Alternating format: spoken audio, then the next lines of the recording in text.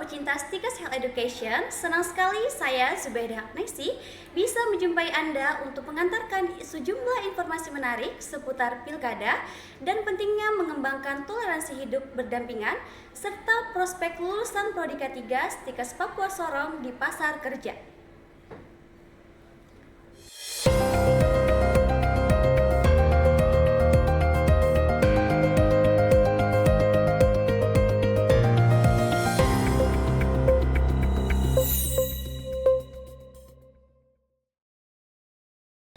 Calon Bupati Maibrat, Karel Muravel SHMA, bertekad mengembangkan pariwisata dan ekonomi kreatif, serta pertanian dan pendidikan dan kesehatan untuk mengatasi kemiskinan ekstrim di Maibrat yang oleh Sekda Papua Barat Daya termasuk tertinggi di Provinsi Termuda Indonesia.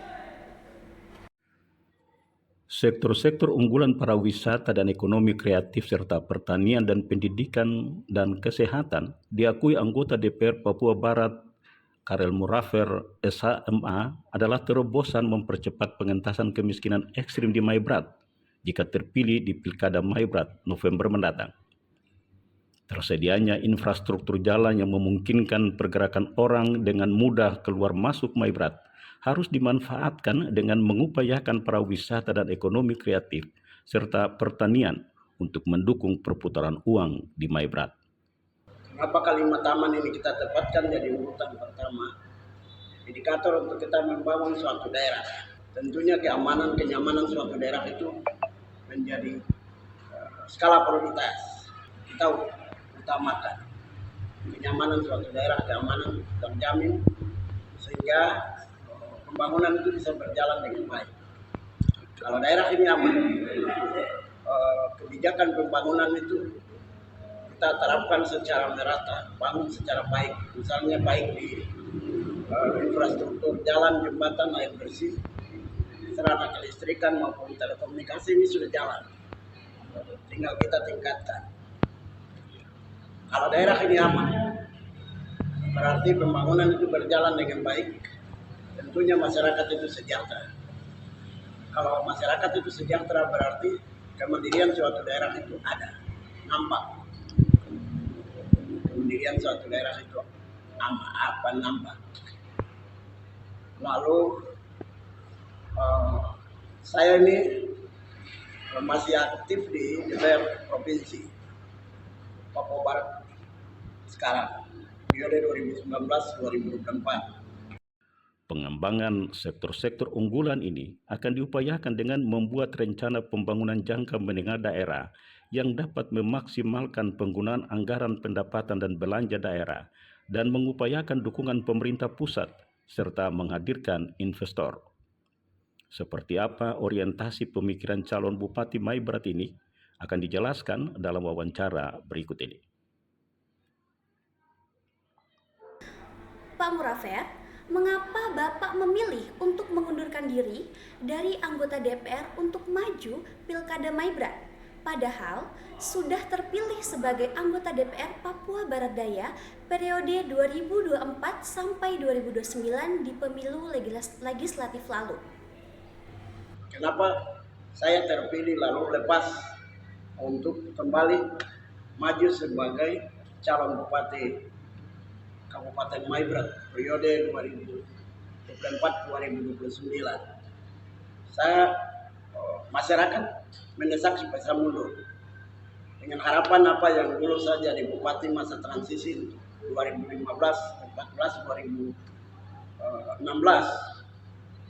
Apa yang saya buat, saya bawa ibu kota kembali, kemudian letakkan dasar-dasar yang terbaik di ibu kota Kabupaten Maibrat ini di Kemurkek.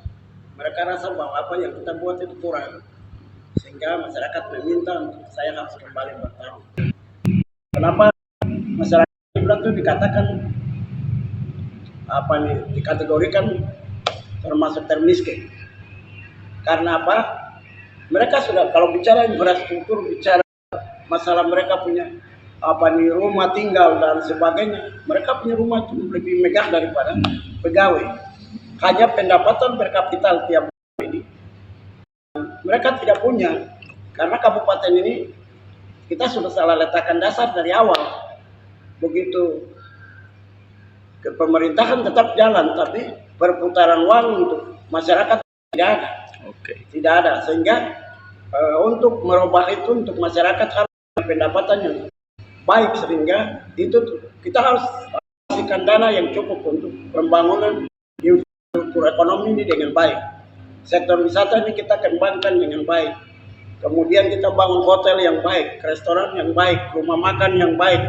Kita anggarkan dana untuk budidayakan ikan air tawar, apalagi Danau Ayamaru itu sudah telaga sudah dibendung. Kedua juga sudah hebat ada yang sentani. Tinggal kita pemerintah bagaimana budidayakan ikan mujair, ikan nila, ikan apa saja. Semua itu kita dibuat keras, kemudian itu diserahkan bibit untuk peternak ikan. Target itu Pak butuh investasi yang cukup besar Pak. Kita butuhkan waktu 5 tahun, 10 tahun, 20 tahun baru hasilnya nampak. Yang penting kita lebih Kerangka dasar untuk kita canangkan ini secara baik. Sehingga kalau mereka sudah kita berdayakan mereka hanya ikan. Kemudian kita berdayakan mereka buka rumah makan. Kemudian kita pemerintah ini sebagai memberikan izin untuk usaha mereka. Lalu kita bangun perhotelan yang baik, restoran yang baik. Lalu orang dari mana-mana datang untuk makan di situ. Pendapatan itu berputar sehingga mereka dikategorikan jangan termiskin. Bapak sudah mempertimbangkan kemampuan APBD Maibrat karena proyeksi program pengentasan kemiskinan ekstrim di Maibrat butuh biaya yang tidak sedikit jumlahnya, atau ada pemikiran menghadirkan investor untuk mempercepat program Bapak? Intinya pemerintah ini memberikan regulasi. Artinya menjamin keamanan itu menjadi syarat utama. Kemudian kita saudara-saudara kita dari Nusantara ini hadir karena investor hadir. Harus dia lihat kantornya siapa yang belanja mereka punya usahanya. Harus ada penduduk. Kalau kita sendiri tidak bisa. Karena saudara-saudara kita yang kuasa ekonomi lain-lain kan dari luar masuk ini. Kemudian mereka punya keahlian juga ada. Jadi mereka kita belajar banyak dari saudara-saudara kita di luar, sehingga kita harus bicara politik itu orang Maibrat hebat. Bicara pemerintahan orang Maibrat hebat. Tapi untuk bicara ekonomi, ini yang kita utamakan. Kita upayakan mereka ini berdaya masyarakat kita ke depan. Yang penting kita alokasi APBD itu memungkinkan. Kita berdayakan mereka. Oke, masyarakat yang ada di pesisir danau, kita bantu dana dengan harapan bahwa budidaya ikan air tawar. Kemudian ada yang buka rumah makan. Kemudian ada yang piara ayam. Ada yang piara babi dan seterusnya. Bagaimana memenuhi kebutuhan air bersih warga dan sanitasi yang layak serta pendidikan yang mempengaruhi kemiskinan suatu daerah? Sebetulnya air bersih kita ini beberapa daerah itu sangat menjanjikan. Seperti Ayamaru, air sudah masuk ke rumah-rumah. Kemudian di Ayamaru Tengah dan seterusnya. Air kita menjanjikan. Hanya mana air bersih ini kita harus pemerintah upayakan masuk ke rumah-rumah agar supaya masyarakat harus menikmati air bersih. Tapi di sana dapurnya tinggi. Bagaimana kita kelola dia dengan pihak swasta yang kelola itu, sehingga mereka bisa menghasilkan air galon yang bagus dan lain, sehingga masyarakat itu konsumsi air itu air yang berkualitas. Itu yang kita nanti lihat ke depan. Seperti sekarang Mr. Bill dia bikin di Kambuaya. Dia layak orang ngambil gratis, termasuk saya juga ambil. Yang penting galon itu antar bikin di Kambuaya. Karena panjang air sudah bagus, masyarakat datang dia layan bagi kita orang Maibrat. Jadi sanitasi nanti kita atur dengan baik. daerah-daerah yang ikut pinggiran danau lain-lain itu lestarikan dia, kita hijaukan. Apa yang nanti akan Anda pikirkan? Karena ini merupakan salah Kita satu programkan kalau pembangunan air bersih, pemerintah coba untuk membuat drainase yang baik. Misalnya sekarang kan kita bicara soal kabupaten, tapi di sana kan masing-masing di kampung-kampung. Kampung-kampung itu kita bagaimana buka ruang untuk pemerintahnya harus buat saluran yang baik sehingga mereka mandi segala macam itu harus salurannya jangan tersumbat ke lain-lain. Kami yang maju di Maibrat ini, kami putra terbaik ada 3 paslon. Ada paslon yang saya Pak Karel Murafer dengan Pak Ferdinand Selasa namanya Musa. Kemudian pasangan yang berikut Korsa, Cornelis Kambu dan Sekius Momau. Pasangan yang ketiga namanya Aman, Agustinus Tenau dengan si Tenawai. Karena pilkada memunculkan potensi konflik yang cukup besar, apa pesan penting dari Bapak agar pilkada Maibrat berjalan aman dan lancar? Tadi saya akan dasar hukum kita ada di PJMD. Daerah desain dia baik, kawasan mana yang kita peruntukkan untuk pembangunan sektor pariwisata, kawasan mana kita peruntukkan untuk pembangunan penyelenggaraan pusat penyelenggaraan pemerintahan, kawasan mana yang kita canangkan untuk pendidikan, kawasan mana yang kita canangkan untuk kesehatan terutama untuk rumah sakit umum daerah, kemudian kawasan mana yang kita canangkan untuk pertumbuhan ekonomi, kawasan mana yang kita canangkan untuk sektor pertanian, perkebunan, perikanan dan seterusnya. Nah, ketika itu kalau sudah kita tetapkan dia baik, lalu kerangka dasar untuk kita bangun itu mulai dari RPJMD tadi. Jangka pendek misalnya kita harus bangun pasar yang skala besar di sini, sampai dengan tuntas, terminal di situ, alun-alun di situ, gedung pertemuan di situ, polsek ada di situ, kodim ada di situ, sehingga pertumbuhan suatu daerah itu akan terbuka dan masyarakat punya hasil kebun maupun hasil danau maupun hasil bumi. Pendidikan kita selama ini kan terkesan orang hanya kejar fisik bangunannya, tapi bagaimana pengembangan SDM-nya?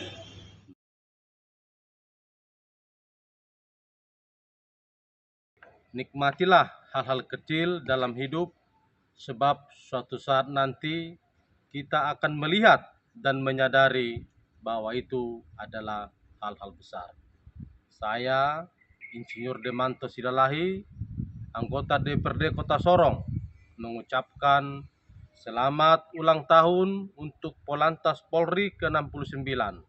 Semoga senantiasa mengayomi dan melayani masyarakat, khususnya para pengendara di jalan raya. Polantas Polri kuat, santun melayani.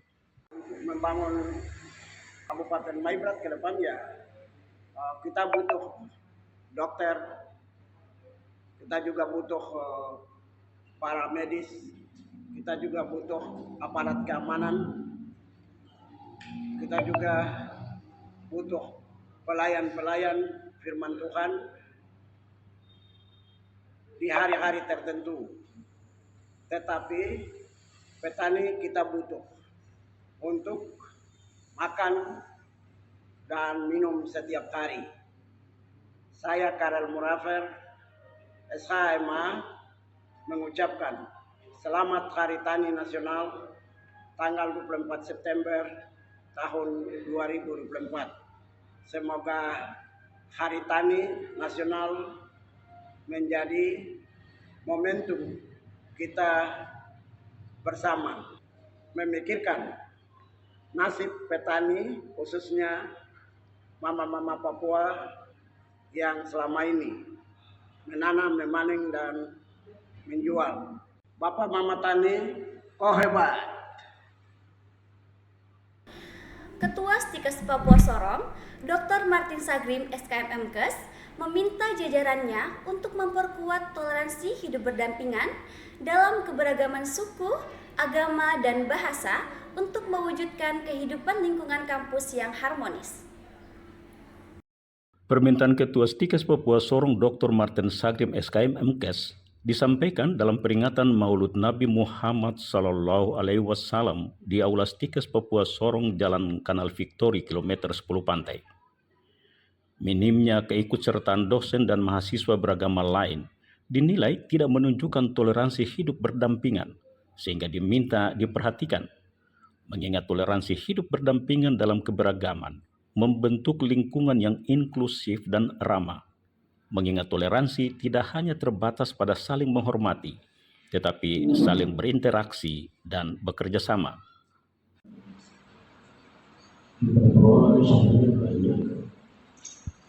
Tetapi biar hari yang ada hanya segini, apa yang membuat Bapak juga cukup terpukul dan terharu. Kenapa? Ini karena kita tidak begitu mengikat tali kasih, tali persaudaraan kita untuk saling mengingatkan dan memberitahu bahwa semua yang kita lakukan itu adalah penting dilihat dari tangkap bagaimana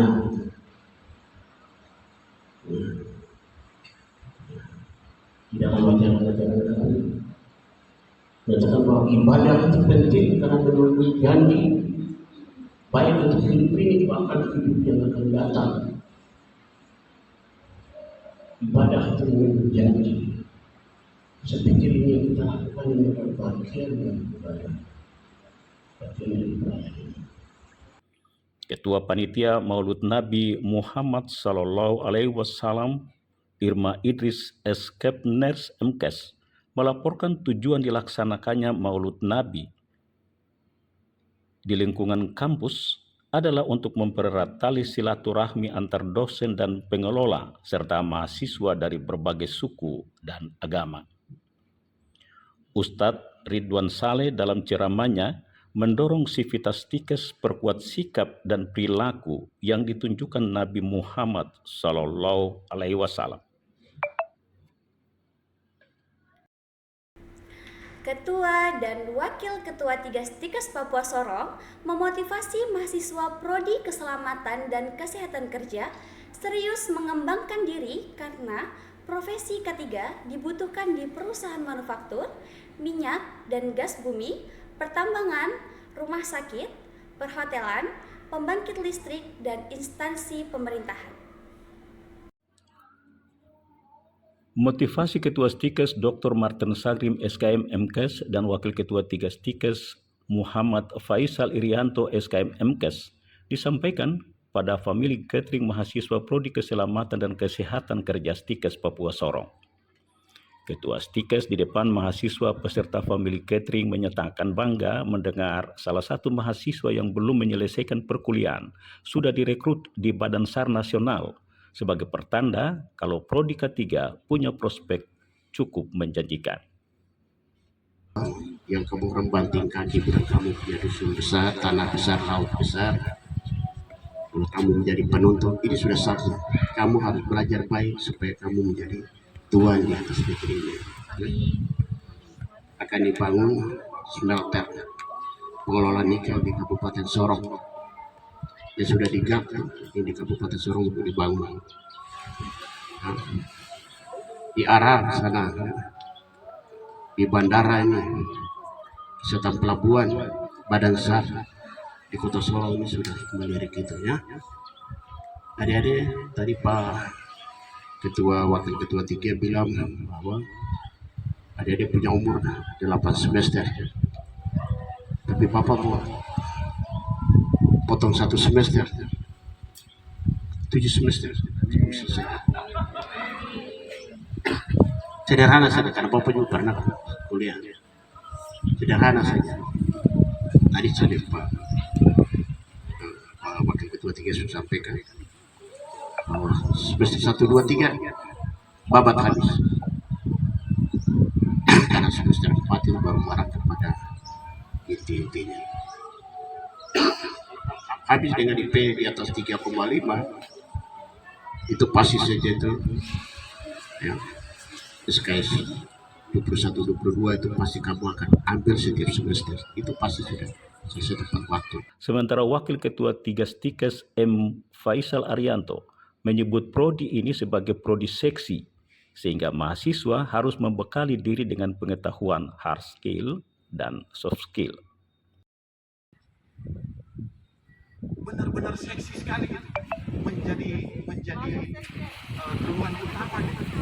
Nah, seksi sih dalam tanda kutip bahwa KTI ini ternyata sangat menarik sekali gitu. Yang kalau orientasi orang itu sebatas perusahaan, sebatas rumah sakit segala macam. Ternyata setelah kita melihat dari dalam, wah, dia bisa mengekspansi seluruh lembaga kementerian di pemerintah maupun di swasta. Maka adik-adik sekalian, Provinsi Papua Barat Daya ini umurnya lebih dari 2000 dan kemudian ini harus menjadi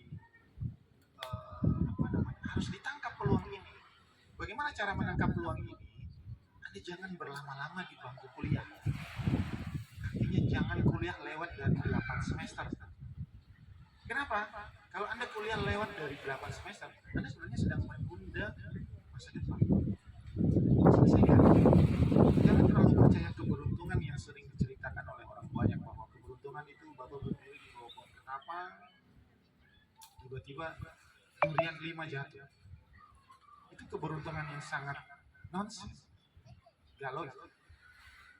Keberuntungan itu adalah pertemuan antara kemampuan dengan kesempatan. Berapa banyak kita menemukan bertemu dengan orang-orang yang dapat kesempatan, ada kesempatan, tapi dia nggak punya kemampuan. Ataupun sebaliknya, dia punya kemampuan, tapi tidak ketemu dengan kesempatan. Nah, maka keberuntungan itu harus kita ciptakan.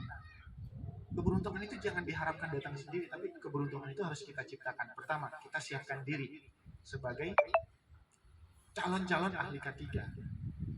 Mulai dari segi kompetensinya, dan siap-siap untuk selesai tepat waktu. Maka ketika ada kesempatan datang, kita sudah punya kemampuan, kita sudah punya skill, kita siap pakai. Itu. Sementara Pehla Prodi Tigas-Tikes Papua Sorong Astuti Eskepners MKes menyebut tujuan dilaksanakannya family gathering adalah untuk mempererat persaudaraan mahasiswa dari berbagai daerah dengan latar belakang suku dan agama yang berbeda dengan dosen dan pengelola Stikes Papua Sorong.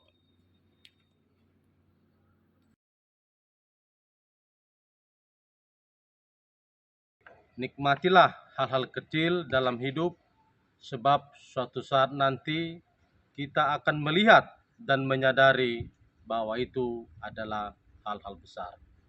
Saya, Insinyur Demanto Sidalahi, anggota DPRD Kota Sorong, mengucapkan selamat ulang tahun untuk Polantas Polri ke-69. Semoga senantiasa mengayomi dan melayani masyarakat, khususnya para pengendara di jalan raya. Polantas Polri kuat, santun melayani. Membangun Kabupaten Maibrat ke depan ya, kita butuh dokter, kita juga butuh para medis, kita juga butuh aparat keamanan, kita juga butuh pelayan-pelayan firman Tuhan di hari-hari tertentu. Tetapi petani kita butuh untuk makan dan minum setiap hari. Saya Karel Murafer, SHMA, mengucapkan selamat Hari Tani Nasional tanggal 24 September tahun 2024. Semoga Hari Tani Nasional menjadi momentum kita bersama memikirkan nasib petani, khususnya mama-mama Papua yang selama ini menanam, memanen, dan menjual. Bapak Mama Tani, kau hebat. Demikian informasi yang sudah saya ketengahkan untuk Anda.